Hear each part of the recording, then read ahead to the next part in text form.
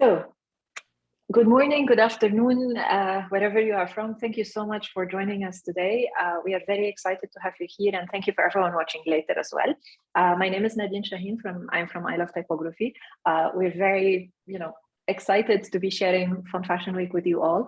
Today is the second day, and for the first presentation, we have this unbelievable, long-awaited typeface that will be released at you will see in just a few seconds. Mark Simonson will be giving this first talk. He will be talking about the Serif companion to his super popular Proxima Nova. We're very excited to see this. I love the typeface the moment I saw it. And I will not spoil more for you. Do make sure to stay logged in with us until the end of this talk, because we have a surprise gift for you. For everyone watching later, sorry, no gift. But anyways, thank you, Mark, so much for joining us today. And please, welcome. Go ahead. All right. So let's see, I need to share my screen, right?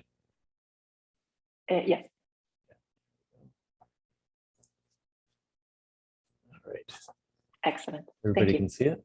Okay, yes, good. It's perfect. So let's see. Not long after I released Proxima Nova in 2005, I started getting this question: what serif typeface would go well with Proxima Nova? In all the time I'd spent working on Proxima Nova and its earlier incarnation, Proxima Sans, I never really had thought about this much. It's not that I never combined serif and sans serif typefaces in my work as a graphic designer. It was more like, figure it out yourself, try different things, see what works and what doesn't. That's one of the skills you learn when working with type. You might come up with something completely different than I would. And as a type designer, I didn't really think of it as my problem. Maybe it's just me, but I don't like to tell people how a typeface I designed should be used. I like to be surprised. But that didn't seem to be the answer they wanted to hear. So I tried to think of what I might use myself, something modern as opposed to old style, of course, with a fairly large X height, since Proxima has a fairly large X height, probably something rather plain and straightforward. One of the centuries might work. I've used Century Schoolbook with it a few times, or maybe Georgia or Utopia, or really any of the many moderns that are available. Two others I sometimes suggested were Candida and Rockwell. They actually share some structural similarities with Proxima Nova, so there's a certain logic to it. However, Candida is pretty obscure and kind of funky and only has a few styles. Rockwell is a slab serif, which is great if you want a slab serif, but maybe not the best choice for text. And a slab serif is probably not what most people are thinking when they ask. They're thinking of a normal serif typeface like Times or Century or whatever. One way around this dilemma would be to create a serif version of Proxima Nova, or some sort of serif companion face, a serif typeface meant to be paired with it. This idea has been on my drawing board for a long time. I would work on it off and on, but wasn't able to come up with a satisfying solution until fairly recently. In my discussion here, I'm going to leave out cases like Lucas de Groot's, the Sans, and the Serif, which were conceived together as a superfamily. If I had conceived of Proxima Nova as the sans serif component of a superfamily from the start, it would have probably turned out very differently. Since it already existed for years, especially if you count my earlier Proxima Sans, and was not conceived that way, I had to take a different approach. One way is just to add serifs. This sort of thing has been done before, as with Helvetica and the unauthorized Helserif, which was created by Phil Martin back in the 70s. I don't think this works very well for various reasons, and I've never seen Helserif in use outside of specimen books. Then there is Avant, Garde, and Lubalin Graph, both by the same designer, Herb Lubalin. But when was the last time you saw them used together? I can't think of any examples. A similar case is Univers and Serifa and later Glypha, two different attempts to add serifs to Univers. Again, all three were designed by the same designer, Adrian Frutiger, but I don't think I've ever seen either of them used with Univers, even though they are both very well done and share the same underlying structure. In all of these cases, they're not going from a sans serif font to a they're going from a sans serif font to a slab serif font. At the same time, they do not feel like they were meant to be used together, not in the way people usually pair a sans serif with a serif typeface anyway. Slab serifs are really kind of a separate category of serif typeface, mostly used for display. But what about a related but different serif face? Another approach, would be another approach, something structurally different but related. Sometimes this happens organically rather than as part of a plan, as with Morris Fuller Benton's century faces and News Gothic, Franklin Gothic, and alternate Gothic. They form a de facto superfamily, the result of the same designer creating different kinds of typefaces. They seem to share the same design DNA and they look good together. The same can be said about the faces of Adrian Frutiger. He intentionally stuck to a consistent underlying skeleton in many of his type designs. In fact, Monotype renamed his meridian as Frutiger Serif, bringing it into the more popular Frutiger family through marriage, so to speak. A third approach is somewhere between these two, structurally similar, but not just adding the serifs to a sans serif. One such case is Eric Spiekerman's Meta from 1991 and Meta Serif, designed in the early 2000s by Spiekerman, Christian Schwartz, and Chris Sowersby. It shares much of the underlying structure of Meta, but is not simply Meta with serifs tacked on. The modulation, that is the strobe contrast, is more typical of the serif typeface, and it looks like it was designed from the start as a serif typeface. But the overall proportions and underlying letterform skeletons are the same as Meta. My first attempt at a Proxima serif, quote unquote, was to try to do something similar, changing the modulation of Proxima Nova to give it more contrast, and then working in the serifs. Well, it's basically Candida. It's interesting, and I might finish it someday, but it's probably not what people are looking for as a serif companion to Proxima Nova. It's a bit of an oddball. It's not particularly appealing to me, at least in the form in which I left it back in 2012 when I last worked on it, which you can see here. So I set it aside, and with it, the idea of a Proxima serif companion, sort of metaphorically putting it on the back burner. But then about 2 years ago, I had an epiphany. Instead of morphing or reworking Proxima Nova into a serif typeface, what if I just made a good basic serif typeface designed to work really well with Proxima Nova, similar to the way that Morris Fuller Benton's century faces play nice with his News and Franklin and alternate Gothics. I have a lot of unfinished font ideas going back to the 70s, and I was thinking about one of them in particular, and that's when it hit me. To give you some context, Proxima goes back to an idea that I had in the early 80s. I tried to imagine a sans serif face that was a hybrid of my favorite existing sans serifs, combining the geometric feel of faces like Gill, Futura, Cobble, Avant, Garde, but with the proportions of Gothics like Helvetica, Accidens, and News Gothic. This idea would eventually become Proxima Nova, a hybrid of a bunch of my favorite sans serifs, a remix as they call it now. A year or two earlier, 1979 actually, I had a similar idea for a serif typeface, a hybrid of my favorites again, Plantin, Times, Baskerville, Century Expanded, and Schoolbook, but with the proportions of Helvetica. The name I gave to it at the time was Metropolis, and as you can perhaps see, it has a little bit of each of these other serif typefaces in it. My plan was to submit this to ITC, the big typeface publisher back then, but I never got much further than these sketches. Some of the ideas in it look naive to me now, but I've always had a fondness for the way it looked, even in this crude state. While I was starting to make digital fonts back in the early 90s, I digitized some of the characters from my 1979 sketches, expanding on them a bit, just to see if it was worth picking up again. At the time, it didn't seem all that promising. I was also just starting to make digital fonts. I hadn't published any yet, and I had other font ideas that I was more interested in working on. More recently, in 2017, I went through a period where I did quick drafts of several dozen of my old back burner font concepts, going back to the 70s. I'd spend a few days in each one and then move on to the next. One of them was Metropolis. I did a draft of the Roman in a range of weights, this time with a couple more decades of experience under my belt, and I made some changes to improve it. And it was suddenly looking like a viable design. But again, I set it aside because, well, I was just doing drafts.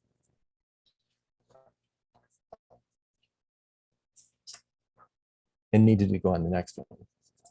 Oh, I missed something here. By the way, most of my recent releases, like Parkside, Etna, and Acme Gothic, came out of the drafts I made during this 2017 backburner project. The epiphany I had in 2020 was this. Could this early design of mine, Metropolis, be reworked into a companion for Proxima Nova? The idea made sense to me since it was like Proxima Nova, a hybrid concept, and from around the same time in my life, but a serif typeface instead of a sans serif. Certain things would need to be changed so it would harmonize better with Proxima Nova, feel more like they belong together. Things like the proportions, weight, and construction details. If you compare the lowercase with Proxima Nova, you can see that Metropolis has a smaller x height and narrower proportions. The forms are more closed, the joins are more tapered, and there are a lot more angular forms in the letters. The first step was to increase the x height and change the stroke joins in the lowercase. I also flattened the top and bottom serifs on the lowercase. Right away, it's starting to feel more related to Proxima. Next was to do the same with the joins for the bowls and the round letters. You can see how that works here. It feels much more related to Proxima than Metropolis did. And I also opened up the aperture on letters like the E and C to be more like Proxima. With the A, I made the bowl a little bit flatter, but not the potbelly style from Proxima Nova. That style of A doesn't really exist as an idiom in serif typefaces the way it does in sans serifs, so it didn't really seem to work as well. And so I didn't carry that detail over. Plus, it would have caused problems fitting under the ball terminal in the boulder weights, but I did try to keep the same open feel as Proxima Nova. The ball terminals led to another difference, taller lowercase ascenders. If I'd kept the ascenders the same as in Proxima Nova, the ball terminal on the lowercase f would not have enough space in the boulder weights, so I made them a little bit taller. I also made the f and the j narrower in keeping with Proxima Nova. For the caps, the changes were less dramatic. You can see Metropolis compared to Proxima here. The proportions are a little bit different. The O's are narrower, and things like the H is narrower and stuff like that. So I changed those proportions to make it more harmonious with Proxima. And I also flattened the angled serifs on the arms of the letters like E and L and Z. And you can see the effect here on the C with its rounder, wider proportions, and it's how much better it works with Proxima, the Proxima C. The italic in Metropolis was less well developed, just 3 letters, R, N, and S. It was a lot more angular and less cursive than typical serif italics. I pretty much had to start over, picking up the design changes I'd made in the Roman and adding more cursive forms. For instance, on the lowercase s, you can see here. And here you see the final form of the lowercase in both the Roman and italic.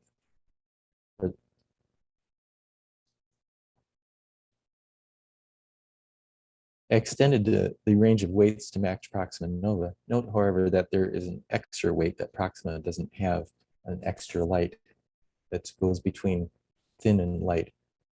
It doesn't exist yet in Proxima Nova, but you can use it in Proxima Vera, the variable version of Proxima Nova. Maybe I'll add that later to Proxima Nova. And here are the Romans with the matching italics, the different styles. In matching the weights of Proxima Nova, I needed to create a thin weight, which is pretty unusual for a serif typeface like this. If I wasn't trying to match the weights of Proxima, I probably wouldn't have gone this thin, but I'm pretty happy that I did. It was unexpected. I wouldn't use this for small text, but it makes a fun and distinctive display style. As much as possible, this serif companion to Proxima Nova contains the same features. So we've got old style and lining numbers, figures, and then also tabular and proportional figures. And then here we have the alternate characters, which match those in Proxima Nova, at least in the Roman. These are kind of what you call infant style lowercase letters, which are used in books for young children and so on. It also has small caps, which makes sense, especially for a serif typeface, and ligatures, which I very much enjoy making in the case of a serif typeface like this. And here is the basic Roman character set. Punctuation and numbers and everything. And this is the italic, the regular weight on both of these. And then the bold and bold italic. Here's the complete character set, which contains 962 glyphs and supports most Latin-based languages, including Western and Eastern European languages and Vietnamese. It doesn't yet support Greek or Cyrillic, but I do expect to add those later on. Here are all the styles of this family so far, 18 in all, from thin to black italic. At some point, I will add a condensed and extra condensed to match Proxima Nova. And I also plan to do optical sizes, for instance, the display version with more refined features. And of course, a variable version at some point seems inevitable. And this new family is called Proxima Sera, and it will be available very soon. So now I have a good question or good answer to the question, what sera font works best with Proxima Nova? It's Proxima Sera. But hey, just because it's meant to be used with Proxima Nova doesn't mean you have to use it with Proxima Nova. Surprise me. That's it. Thank you. Thank you so much, Mark. This was Sure. super interesting. So as a reminder to the audience, if you would like to ask Mark any questions about the design, we have around 6 minutes left on today's talk. But just put in your comments. Thank you for everyone who's already doing that. Put your questions in the Q&A so we can get to them. And then maybe we try to get through as many as possible. And we have one announcement to make at the end, just before you go. Actually, let me do this now. And then I will say the announcement. So the first question is from Dominic. It says, fantastic work. Thank you for sharing. Seeing your refinement process was particularly great. Will your presentation be online? Actually, we are recording and this is live on Facebook. So I can actually already tell you this will be, you can watch it later on YouTube. So it will be online. But do you mean the PDF? I was wondering about that too. Yes. Yes, so people can come in and watch it later and just get to see the background of the story. He meant the slides. I mean, Mark, if you're up to it, we can turn some of the text and images into more Q&A, and we can publish on the blog if you are interested. And so we can forward towards that and pick some of the highlights of the slides. I mean, the sketches are beautiful, so that would definitely be something really nice to do to feature. So we'll do this maybe in the coming week or after once Font Fashion Week is done. There's another question from Alvaro. What would be the challenges to construct a monospaced version to use for source code and typewriter styles? Yeah, I've thought about that for Proxima Nova. Occasionally I get a question about it. It wouldn't be that difficult to do. It wouldn't be as pretty, of course, but that's not the point. But yeah, it's totally doable. I don't have any particular plans for it, but but yeah, sure, why not? Yeah, maybe in a restricted weight as well at the beginning, and then you can Yeah, expand, so you we don't have to probably, make everything immediately. right, maybe just in the regular bowl. Nice, good, good. Dominic has another question, as a more thought-provoking one. Where would you most love to see Proxima Sera used in the future? Well, I imagine, I was sort of imagining it being used on the web, because Proxima Nova is very popular on the web. It's actually, I think, still the most popular commercial font in use on the web. Mm. So that's kind of where I would think that I would be seeing it used the most.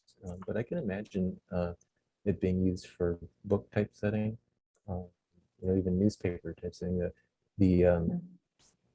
In getting the large X height to match Proxima Nova, it struck me that it felt a little bit like a newspaper typeface, which is also kind of those proportions are what I think makes Proxima work so well on the web. And so I would think,